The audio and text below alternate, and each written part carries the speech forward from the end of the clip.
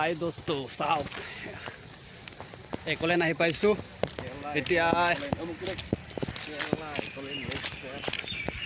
একলেন first time মানে তেজপুৰৰ পৰা আহি পালোঁ এতিয়া সকালে এক্সাম আছে এক্সামটো সকালে আছে তো আজি অলপ টাইম পাছ কৰোঁ ন সেইকাৰণে